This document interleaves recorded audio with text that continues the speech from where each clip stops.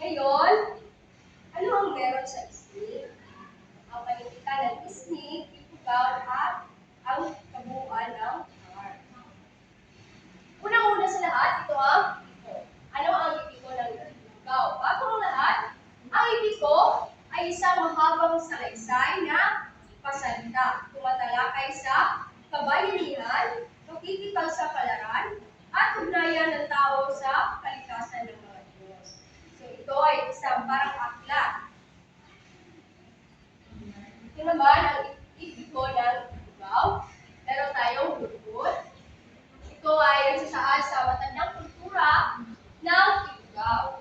Ang kanilang pamumuhay at pakikipagsapalaran ng mga bayanihan ng itugaw na nagsasaad ito ng kanilang kaugalian, tradisyon at paniniwala. Ang lubot ay ito'y tungkol sa pinakadakilang bayani na si Gunhandan. Sa kabuuan, ito ay tungkol sa buhay ni Alipurgo. Ito ay isang pakikipagkita. Ito ang bukod. At isa pang ipiko na itugaw ay ang alim o ulalim. Isa naman ito pula na paawit na maaaring isasalaysay ng babae o lalaki. Tuwing may kapistahan o mahalagang pagdiriwang. Tampok ito sa mahabang pagsasalaysay sa pagkipaglaban, kapag pinabangalan ng kagitingan at kanabangan ng kalina. Ito ay sumisumbolo ng kanilang alam niyo ba kung ano ang bugtong? Opo. Tama. Pakibasa mga bata, ang bugtong ay isang Maikling kalaisipan na gumagamit ng talinghaga at paglalarawan. Meron ba kayo alam na bugtong? Wala. Yung bugtong na buntot balat nilipad. Saranggola. Ang bugtong naman ng mga snake ay kagaya nito. Makapal na bato sa anayan, ginawang palaruan sa kawitan. Alam niyo ba ang sagot? Ito ay plato. Ang makapal na bato sa anayan, ginawang palaruan sa kawitan. Ang kawitan ay yung kutsara at Tinidor. ito ang mga bugtong ng snake. Isa namang bugtong ng snake ay inahing may pumasok, tatyaw ang lumabas. Ano kaya ito? Karayom. Karayom? Maaari pang karayom? Ito ay parte ng ating katawan. Dila. Dila, malapit na. Inahin may pumasok. Bibig. Ito ay bibig. Tama. Isa pang mga bugtong ng snake ay ito pinaka Gumawa ng bahay sa puto. dito siya. Gumawa ng bahay. Gagamba. Gagamba, tama. Magaling ka sila. At sa huli, ito ang bugtong ng snake na nangaso si Duhat walang nahuli ang mga ito.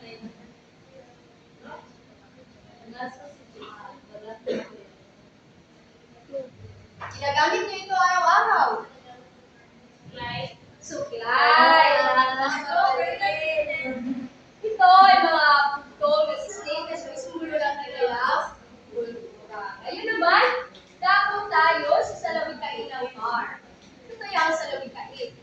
Ang salawikain ay isang kasabihan na naglalaman ng aral or gabay sa buhay at pagpapahalaga sa komunidad. Meron pa kayong nalalaman na salawikain? Yung salawikain na huwag mong gawin sa kapwa kung ayaw mong gawin ng iba sa iyo. Ngayon, ito ang salawikain ng Cordillera Autonomous Region. Nan-an kim nailin, an kim agin is naiiban. Na ang ibig sabihin ay, what you don't like, don't force it to others. Intindihan ba? Oo. Ang susunod na salawikain, maaari kang masahin. Adi tapo bukulon. Adi tapo bukulan din gawis na siya ang let us not be greedy of the things. Alam niyo ba na ibig sabihin ng greedy? Opo. Huwag kayong madamot sa mga Bagay. gamit or kahit anuman. Ngayon, ito naman ang mga tanyag na manunulat ng card. Kilala niyo ba sila? Ang una ay siya si Pedro Ali, na 1,000, 552, hanggang 1,000, 1,022. Isa siya sa pinakilala na ama ng Ilocano literature. Kilala siya bilang isang Ilocano literature, bagamat nakilala siya sa Ilocos na may kaugnayan din sa Cordillera dahil sa kanyang contributions sa Balilikang region. At susunod naman ay siya si Chief Balmaceda Gutierrez, na siya manunulat na nagbigay diin sa mga karanasan at kultura ng mga taga-Cordillera, at siya rin ang gumamit ng maikling paraan upang maipakita ang identidad ng rehiyon na sa Baliligan. At ang panghuli ay siya si Edgar Maranan. Siya ang manunulat ng salaysay at kwentesta. Siya ang sikat na manunulat ng biyag ni Lamang. Si Edgar. Ngayon, meron ba kayong mga tanong? Wala na kayong mga tanong? Wala na po. Ngayon, magkakaroon tayo ng isang aktibidad. Tayo ay magkakaroon ng color book. Kung saan, ang kapares nyo kanina ay siya rin kapares nyo ngayon. So, sa dingding ng ating load ng paaralan, ito ang mga pulasin na mga panitika ng car na ating natalakay. Ang bawat litrato na aking iligid, meron kayong isusulat sa inyong papel or sa ikapat na bahagi ng papel. Isulat ito kung ano ito. Merong uri ito na salawikain. Ito ba? Salawikain, ito, at ito. Ito. So, inyo ito, bibigyan ko kayo ng 5 minuto upang makasagot. At pagkatapos ay ating sasagutin. Maaari na simulan. Tapos na ba? Opo. Ngayon, ating bawas-tupan ang inyong mga sagot. Sa Station 1, ito ay nagsasaad ng matandang kultura, nagtugaw ang kanilang buhay at pagskalaran sa mga bayan ng tugaw at nagsasaad. Ito na kanilang kaugalian, tradisyon at paniniwala. Ito ay tungkol sa dakilang bayani na si Bonhandan at sa pagod tungkol sa Buhay na Iguyon. Ang sagot ay Hudhud. Sa Station 2 naman, ito ay nan-atin atin, is naniliban. Ito ay, Salawikain. ano ito? Isang Salawikain. salawikain. Sunod naman, makapal na bato sa anayan, ginawang palaguan ng kawitan. Bugbong. Tama, ito. Station 4, inahing may pumasok, tatyaw ang lumabas. Bugtong. Ito, tama. Sa Station 5, alita kung kukulan din gamit. Ano ito? Salawikain. Salawikain, tama. At sa Station 6, gumawa ng bahay sa tukay. Di gumamit ng patan. Bugtong. Ito. Sa pang-ito, ito ay ang alin o lalim. Ano ito?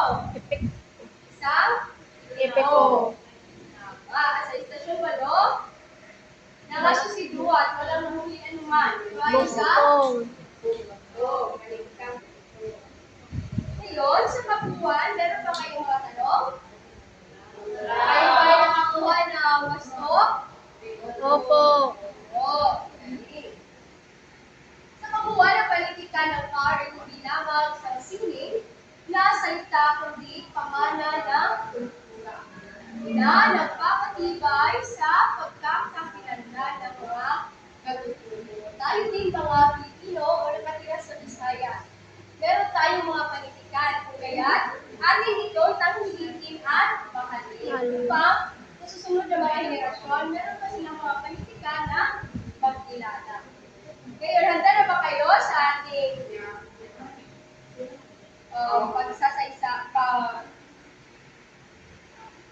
sa pagtataya? Opo. Ay, pagkuha ng apat na bahagi ng papel at isulat lamang ang titik. Tapos na. Tapos na po. At sa last ninyo, ito ay sa maikling sagot. Pero ipaliwanag nyo kung bakit mahalaga ang tipo sa kultura ng Cordillera. Tapos na. Tapos na po. Okay. At yun naman po, wala na ba kayong mga tanong? Wala na po. Ayan ba? Ano ang mga panitikang ating natalakay ngayon? Epeko, bugtong, at salawikain. Punto, sa labikain at Epeko. ganyan pa man. Maraming salamat po